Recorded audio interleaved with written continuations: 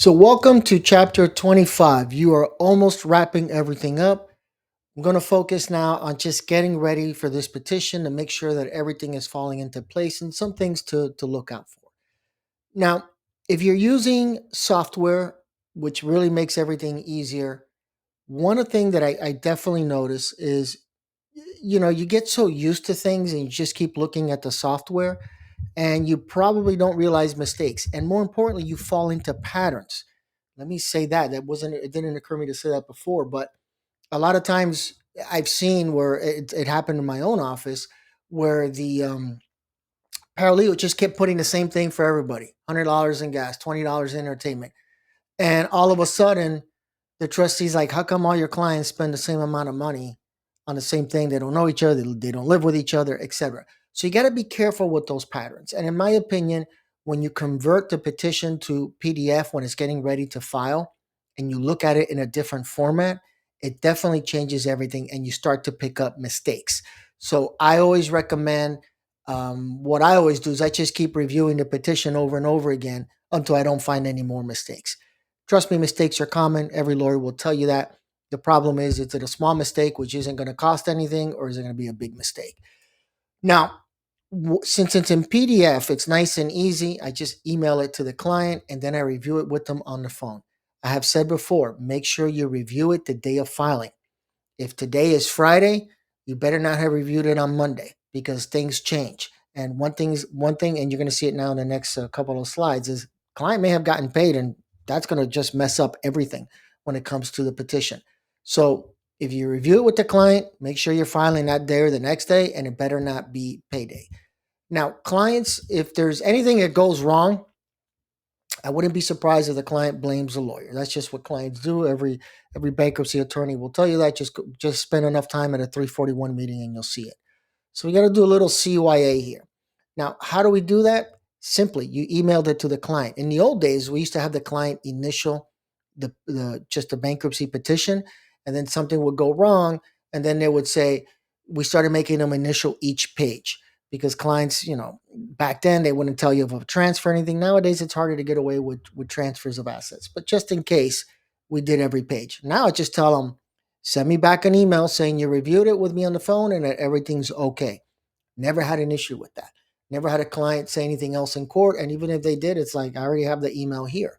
So they're just put in a bind that they'll take responsibility. It's important because we don't want to deal with bar complaints and everything else. Now, make sure that the credit counseling class was done. Remember, it's a 6 month time period. So it must have been taken within the last 6 months. If it was completed the same day that you're filing, look at the time. The system, at least the software I use, will tell you, hey, this is the same time. Are you okay? But if you're filing at 1 o'clock, that certificate better show that it was completed at 12:59.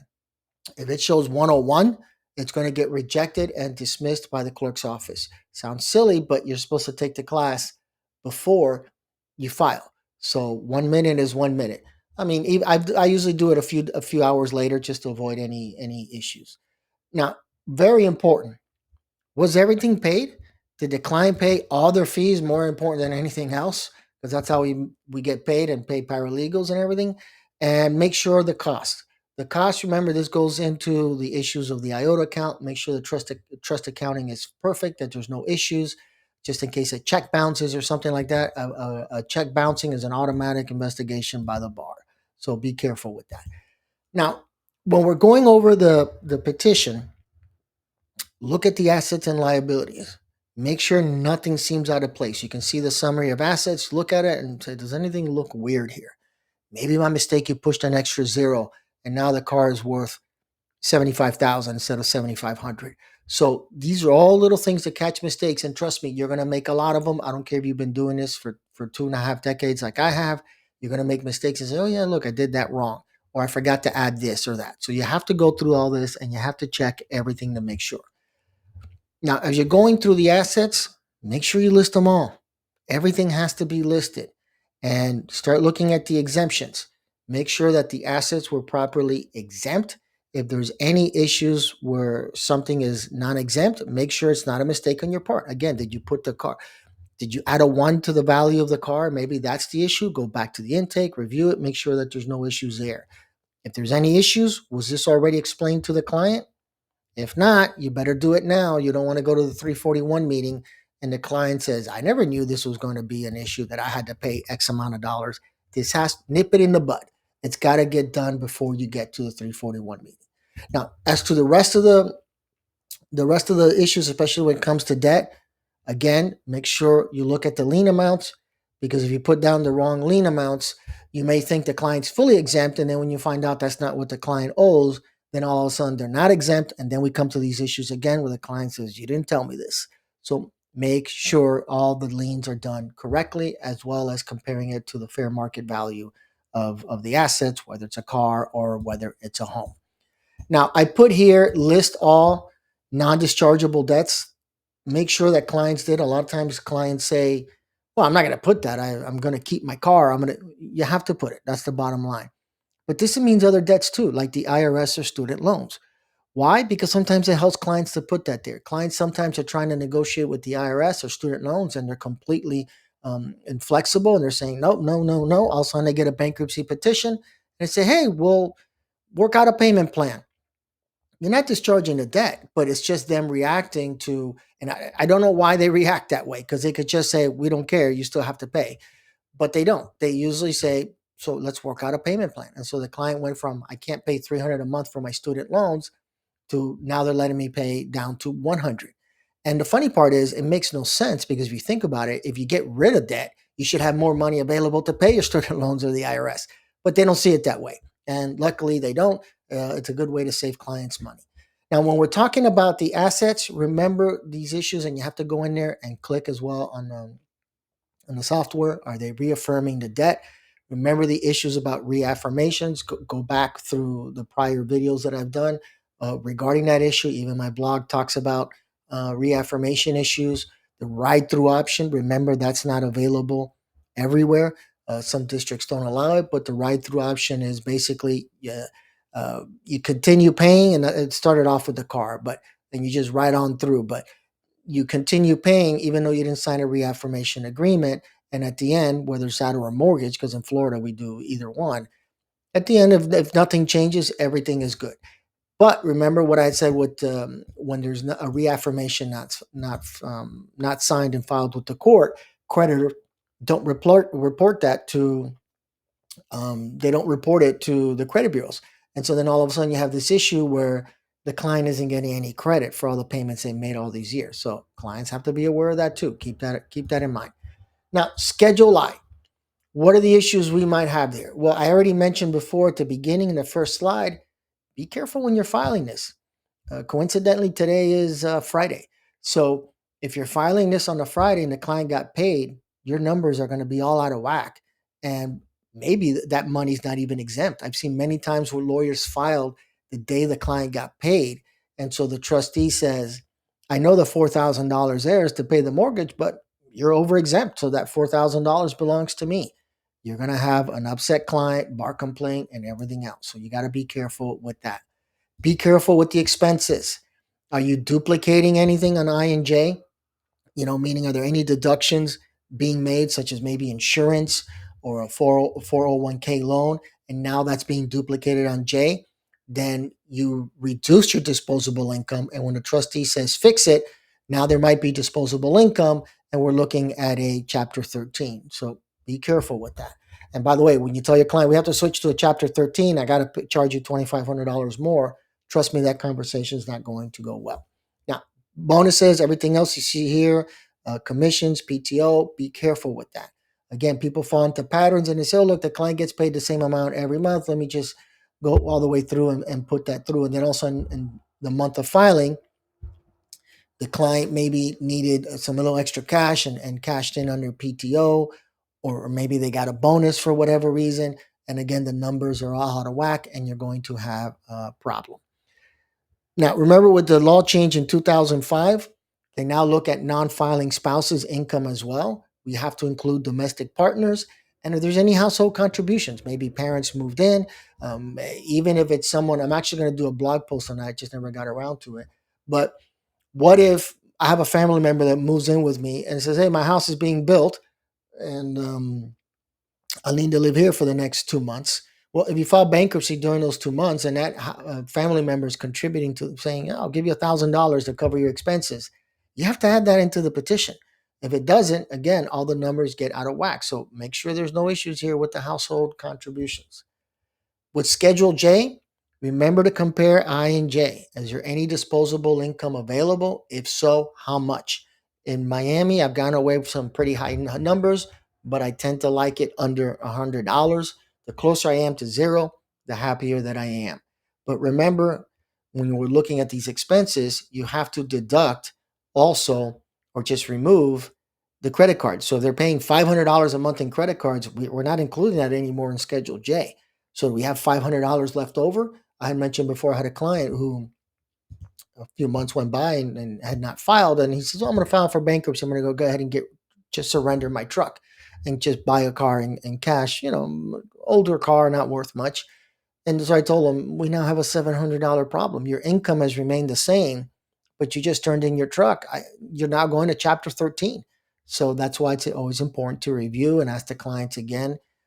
Even clients that I have made reference to when they do pay and I'm ready to file, I always ask them, are you up to date on your mortgage and your car payment? Because if you file Chapter 7, they're going to lose one or the other, if not both.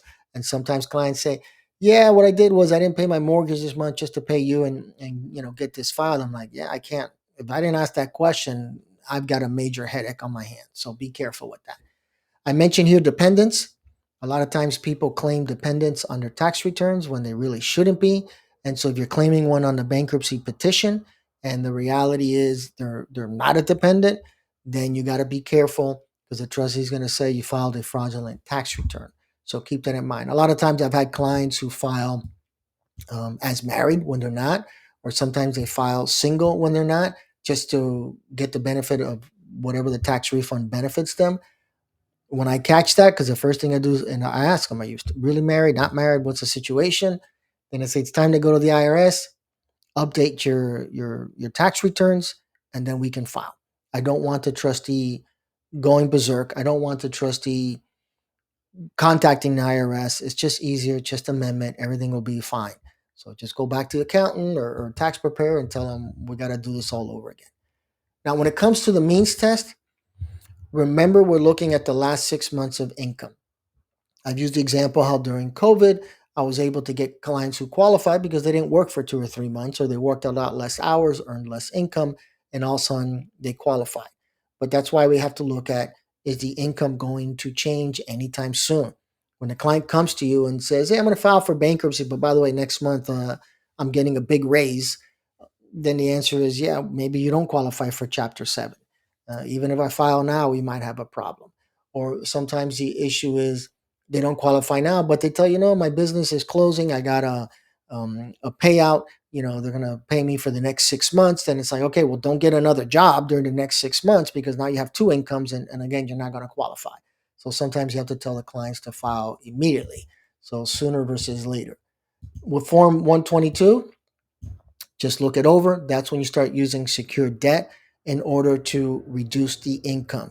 And again, I've said this over and over again, play with these numbers. Have a client, create a hypothetical client who fails the means test and then add a mortgage. And you see how all those numbers change, especially you have to add up, how this mortgage is paid out over the next 60 months, etc. So do it. It's the best way to, it doesn't make sense when you tell someone, two people who make the same exact amount of income and have the same amount of expenses, one qualifies for bankruptcy and the other one doesn't. You're like, why? They're both the same. Well, one guy has a mortgage and the other guy has a rental property. All of a sudden, things change. But that's why you have to play with the means test to figure this stuff out and understand better how it works, so you can always explain it to clients. Briefly, let's go over Chapter 13. Remember that the plan is submitted within 14 days. Is that plan going to change? Yes, of course. I've gone over that many times. You know, could be there's a lawsuit pending in county or civil court, and you didn't include the attorney's fees and the court costs. And so Bank of America is going to say, you're right on the debt amount, but you forgot to include us for attorney's fees. You got to add another thousand into the plan. You just add it, stretch it out. So that's going to change over time when it comes to the confirmation plan. There might be several confirmation hearings as I made. The key part is notice that the meeting of creditors is going to be 2 or 3 weeks after the plan is submitted. So I can tell you right off the top, the client better be caught up on their payments come the time of the meeting of the creditors, or it's going to be the trustee recommending a dismissal. Also, make sure that the credit counseling class was done as well. Now, I put this here out of an abundance of caution. We always have to worry about getting things done wrong, but these things happen. I've known lawyers that it's happened to. I've known a lawyer, I don't know if I mentioned it before, it took forever to prepare a will and the client died in between. I think everything turned out okay, but that lawyer's lucky. I've seen lawyers not file on time and all of the above. I know one lawyer that the house was foreclosed on, didn't file the Chapter 13. So he actually went to the auction, bought the house, and then um, basically held a mortgage for the client, who eventually he got lucky, refinanced the mortgage and got him out of that. That's malpractice on multiple levels, but that's the way he had to deal with it. So you better be organized. You better have a calendar system that makes clear, when these issues are going to happen.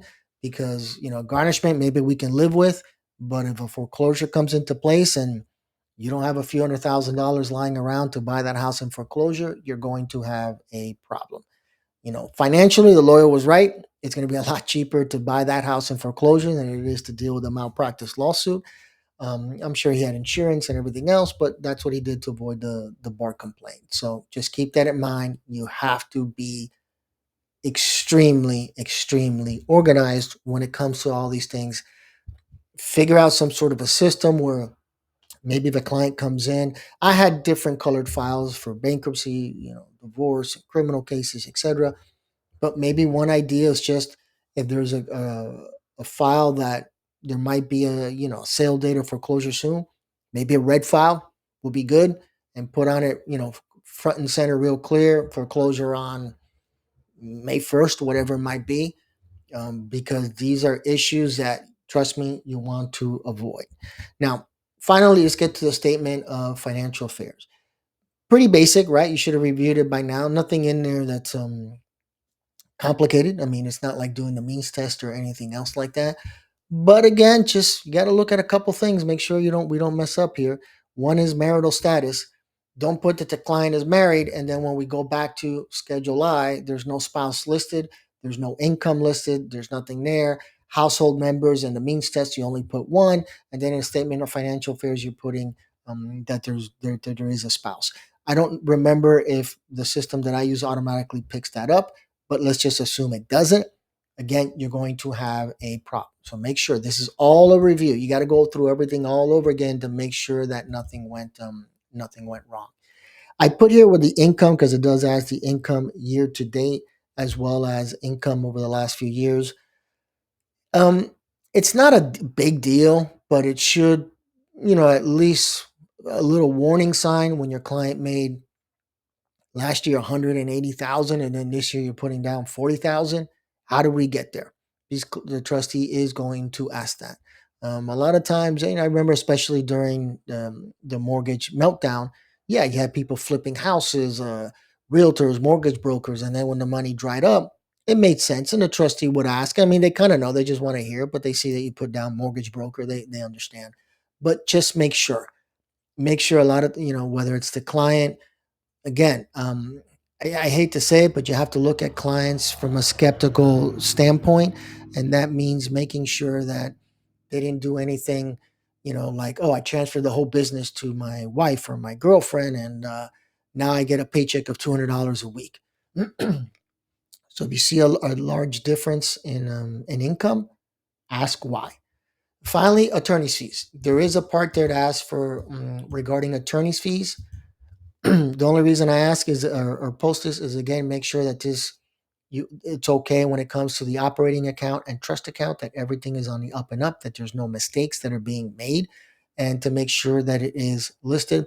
Some trustees will force you to to amend it if you didn't list it, etc.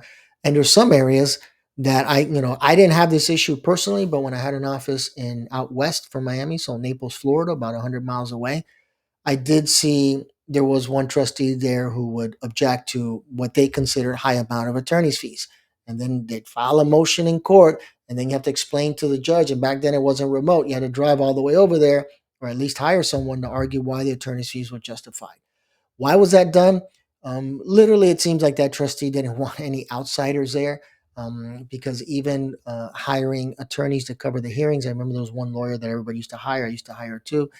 They She would object, saying that was fee sharing, and so because it was fee sharing, it was against the rules, and that became another separate issue on itself. So just make sure that it's listed, so there's no issues there. Always know the local rules. Each place is different how they handle these types of situation. Shouldn't be an issue nowadays with having coverage attorneys, but you never know. Every area is different. Every trustee is different. So just make sure you follow up on that as well. So that wraps up this chapter. Any questions or comments, like always, feel free to post them in the comment section below. I think we only have two more chapters to review. And then once I'm done with this series, going over my textbook, I'm actually going to start going over how to file for bankruptcy. And I'll probably do just not only the petition, but I'll probably do it using the software as well. All right. So take care, everybody, and I'll catch you at the next video.